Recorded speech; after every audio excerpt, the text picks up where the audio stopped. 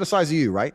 You go in the gym, it's the biggest guys that are the nicest guys. True or false? True. Because they don't have this ego. It's the same. If you walk in a fighter gym, the most deadly dude in there is going to be a nice guy. And it's interesting how the perception is that you're going to be a bad guy because of the way you look. Completely. A lot of things, like the things that you say or the things that you're doing, or like the masculine stance that you take, you're a bad guy. Yep. And it's just, the whole thing is just crazy to me how it happens. But I really want to emphasize that for the people listening, is like self-love is the most important thing, and being able to give love and share love. Like, what else are we doing all this shit for? Completely. And you can't pour from an empty cup. And before you give love to anybody else, you have to truly love yourself. And I think the easiest way to love yourself as a man is to be proud of yourself. And to be proud of yourself, you have to decide who you want to be inside of the metaverse, inside of the matrix. You have to decide the character you want to be and try your best to achieve it. Why do you think people struggle with being proud of themselves?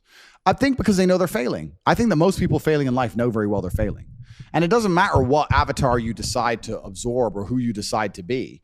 You can decide to be it, and you know true in your heart if you're giving 100% of your energy towards becoming it or not. It doesn't matter if you want to become a famous musician. It doesn't matter if you want to become a bodybuilder. It doesn't matter if you want to become a pro fighter. It doesn't matter what you want to be. You know in your heart if you're actually trying or not. You have to decide what you want to be and try and become it.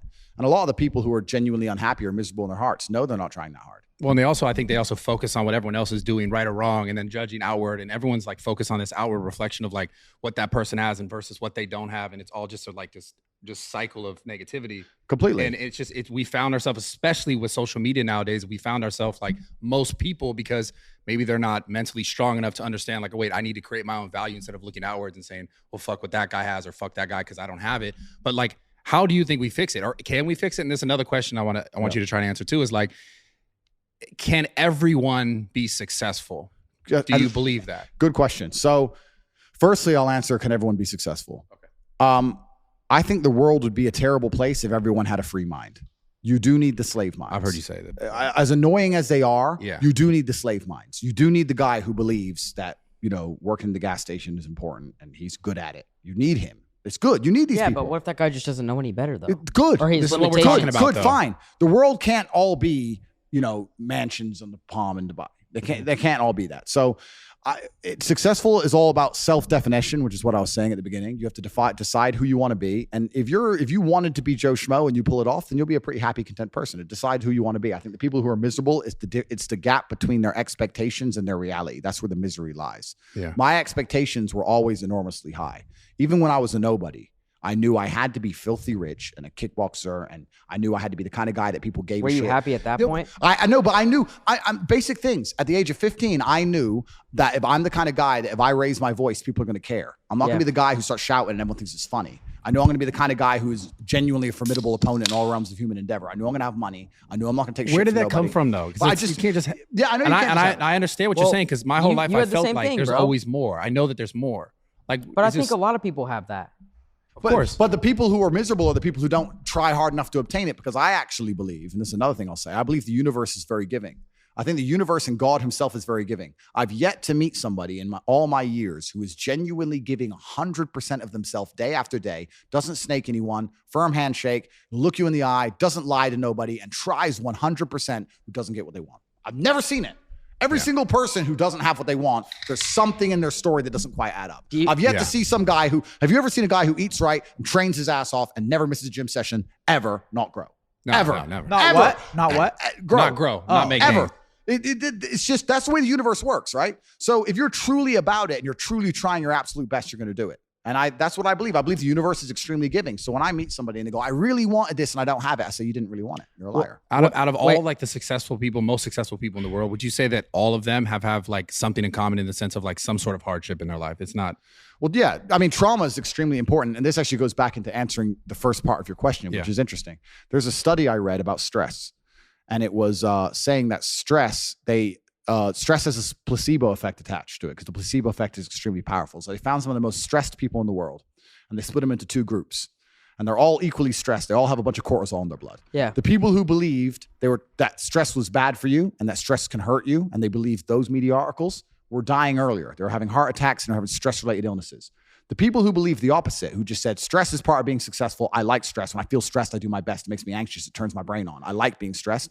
Lived longer than average. Yeah. The point is the same drug, how you look at it and how your body anticipates it, how you feel about it affects the real world results, which goes back into what you were saying earlier about the jealousy. You're saying people look on social media and they get jealous and it demotivates them. That's because they decide to be demotivated by it. Do you know what happens when I get jealous of somebody? I fucking beat them. Yeah. If I look at somebody who has something I ain't got, I will take it from them by hook or by crook. Well, when I watch other people on social media and I see someone killing it, like whoever it is, someone that fires me the fuck up. I love it. I wish someone could make me jealous. It's hard now. I got everything. I wish I could look at somebody and go, fucker, I'm going to beat you. Would you say jealousy is the number one? Like, because a lot of people reach out to you, right? Would you say that's the number one spark for motivation? Well, I don't think motivation is a real thing. I don't believe in motivation as a concept. I think discipline is real, and I also think discontentment is real. And I don't think it's possible for anybody to stay in a scenario where they're truly uncomfortable. If you fall asleep on your arm and your arm really starts to hurt, even in the deepest sleep, you're going to wake up and move your arm. If you sit there and your life has been in a rut for 7 years, you are semi-comfortable in that rut. Sure, there's days you're pissed off. Sure, you're semi-annoyed by it. But there's also days where you just play video games, eat pizza, and you're kind of cool with it, and it's no big deal.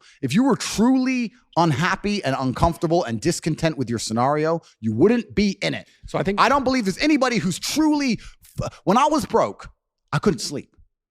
Yeah, I'm not saying that. Please understand me. When I was broke, I couldn't sleep. I'd be trying to go to bed thinking, how the fuck these people have Ferraris? I want a fucking Ferrari. I couldn't sleep. But what were the first steps that you took when you're like, yo, I got to fucking change my life? What was the first thing you did? So people out there that might be going through it. But I never had to like change my life because my life was never wrong because I always knew what I wanted. And I was always doing my best to get it. I think that's like built within people. Hold on. This comes down to self-awareness. Everyone is, like I said earlier about the outward reflection about what's happening. People aren't taught to be self-aware anymore. People are taught to just like I said, look at that guy, what he has, and be mad that you don't have it. Or like, if something's going on with me, I don't want to look inside and say, what's actually happening with me? Why am I this way? Why am I the person that I am today? Everyone goes, it's an outward. Like if I have a problem with a girl, oh, it's her fucking fault. Oh yeah, pass the blame. Pass the blame. Everything has been that way. And I just want to talk more about this kind of stuff because like we're asking these questions like about like what this, but I want to figure out deeply how do you think a man specifically in this case is able to look at themselves more comfortably without holding the judgment, the fact that they don't have the stuff over themselves, because we need to talk more about this kind of shit and critical thinking as well. We'll get into that next. Completely. You're totally right. I think there's two answers to the question. One, I think a lot of it came from chess because chess is the most ruthless game on the planet. And what chess will teach you, people think chess guys are nerds. Chess guys are psychopaths, man. They're ruthless. No, they're smart. They're smart. Are you nasty at chess? I'm all right. I'm not. What's your best like game, like strategy? My elo for anyone who knows chess ratings is like 1800, which is it's all right. It's a pretty average considering my father was a grandmaster. It's not even that good. But I was 1800 when I was 8. I got no better, right? Okay. So because I stopped playing, but chess teaches you that no matter how, chess teaches you that if you lose, at some point you made a mistake. It doesn't matter if it's the smallest mistake. It doesn't matter if you just took too long to think to make the right move and you ran out of time on the clock. At some point, you fucked up for you to lose that game. It's 100% accountability with no luck. That's what's so important about learning chess. That's the first thing. And the second thing is you need to, as a man, adopt the mindset that absolutely everything that happens to you is completely and utterly your fault, whether it's good or bad. And most men don't have that. Most men don't have that. When the Matrix was attacking me and they were destroying me, when they're calling up my exes trying to get fake fucking charges on me and put me in jail, when they close my bank accounts and I use $10, $11 million, when they ban me across all social medias and lie about me, when they harass my family, I'm sitting there going, this is my fault.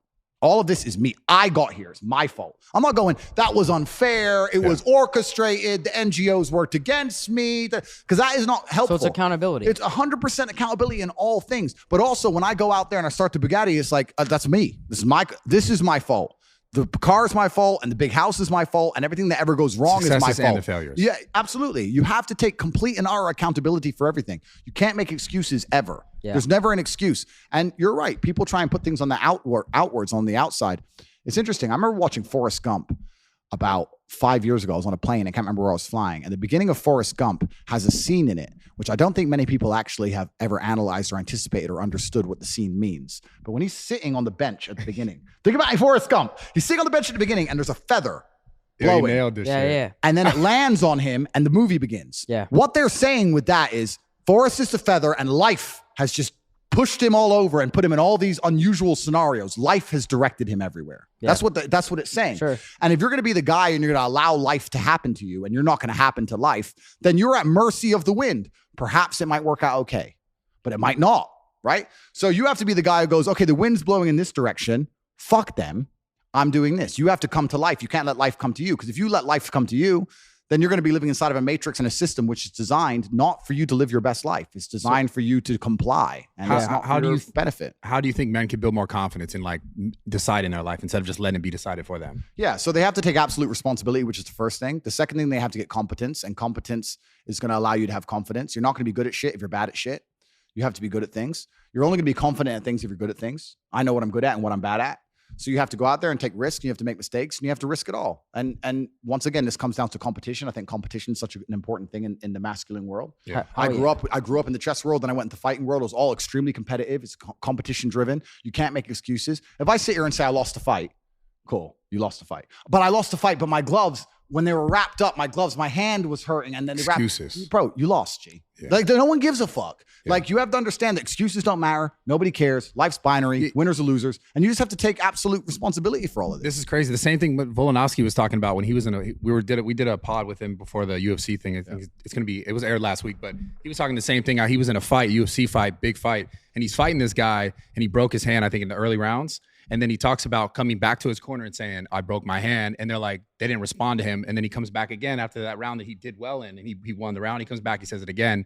And the guys are like, why do you think we didn't say anything the first time? Like, shut the fuck up and you have to do this, because this isn't going to change. Yep. And people are so caught up when things happen. They're just like, People make They go in excuses. circles, Yo. and they go in circles. That bro. They was make great. excuses and they forth. play victim. Yes, That's and what they I go- find a lot. And they go, That's this the is why, main this thing. is why, this happened to me because of this, because of my childhood, because of my past trauma, because of my life, whatever. Yep. But people are so not taught to like look inwards and go towards those things. Well, I We're think not what taught you think that. playing victim is it's It's an easy way out. Yeah, it's a laziness. It's a sometimes. laziness. It's an easy way out. It's a good excuse. And it also makes you feel better about yourself. Me and my brother have another thing we do. We do this all the time. If either of us are ever complaining about anything, we shut each other up by saying, do you want therapy? Because if you don't want therapy, what are you talking about it for? Sure. And the main reason people complain about things is to get a dopamine rush, right? I'm unhappy, but if I sit there and I complain about it and you give me a little bit of sympathy, I feel better, Yeah. right? So you get dopamine. That's sure. why they're complaining for dopamine. If someone comes to me and complains about something, the best thing I can do for them, because I'm a philanthropic, nice man, because I'm Mr. Nice, is tell them to get fucked. I don't care. Shut up. Yeah. That's the best thing you could Figure it do. out. When your friend comes and goes, bro, and this girl, and I really miss her. Look, I understand, bro. She ain't coming back. She's fucking next guy. Yeah. Shut You up. got to apply that to Shut up. Steiny. So I'm trying to sit Steiny here. needs that, dude. What do you want to talk about it? Do you want therapy or do you want to go fuck some pussy? I What do you never wanna do that. Yeah. But Bro, you that's feel why bad for people- yourself all the time. What I are you turn that talking into about? motivation, bro. What the fuck? Next time Steiny complains, now I know what I'm saying. Straight up. But this is why people complain. They complain to feel better, and then this ties into who your social circle is. Does your Bro, this Yo, is keep going. He fucking needs this. insane. Yo, Why are you trying to yo, turn this go on like me? this. Look, What? go This like is how he gets Look, all no, no, buddy no, buddy. watch. Go Go point like at this. him? Go like this. Go like this. Hey, we got you, dude. And then keep going. Keep going. We're actually boys, so I don't know why you're trying to do this. Dude, I it's got actually, your back. could you put your hand on him? Because he needs it more. But you can't just do this. Come on, dude. No, I mean, I've lost my train of thought now. Yeah, No, I haven't. he lost his train of thought. You come into my house, no, you don't know that. Okay, go ahead. But a lot of this comes down to your social circle, because there's a whole bunch of guys out there whose friends accept excuses. Hell yeah. If your friends will allow you to make excuses, you're going to make excuses. If your family let you make excuses, you're going to make excuses. You're going to cut 'em out. complain and feel better. You got to be around killers who don't accept that shit.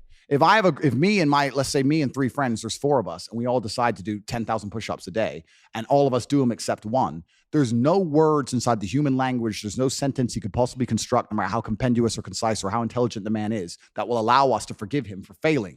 You failed.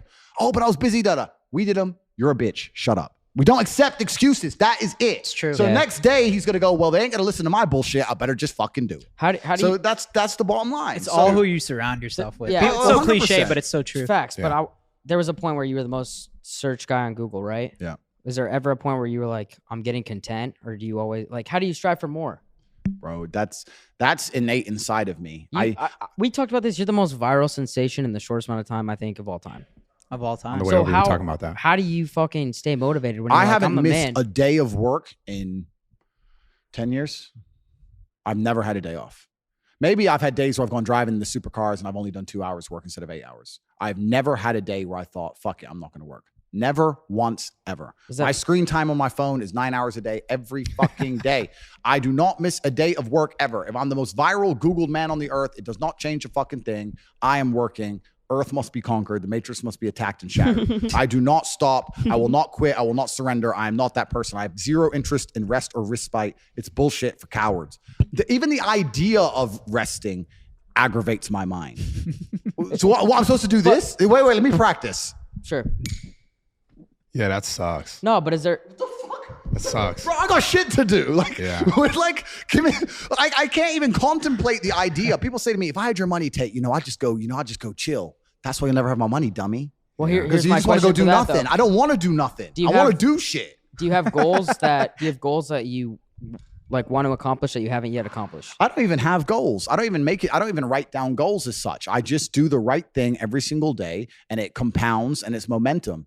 Like if I were to go in the gym and say I want to, I mean, sure, maybe goals are good. I don't know. Everyone has different methods, but I don't go in the gym going, I want to get this strong by this date. That I just go, I'll go to the gym and I just fucking train as hard as I possibly can. And the next day I just go in the gym and train as hard as I possibly can. I just do what I'm supposed to do. Yeah. Like I said earlier, the universe is absolutely and utterly extremely giving. If you're the guy who does what he's supposed to do on time every fucking day, and you don't quit, you don't give up, and you just continue to do it, they'll give you what you want. I've never seen anyone fail that way. I've never seen anyone go, I really want it, so I'm going to go get it, and then fail. Never. I've never seen anyone. So when someone goes, I really want it and I ain't got it, they're a fucking liar. They're all liars. How are you so good? He has an answer for every question we ask him. Of course, he's smart. How? So here's the thing. How do you have that? Because he's smart. That's every fucking question we throw to me is a fucking genius answer. I don't understand. I got another question. So like, I think people just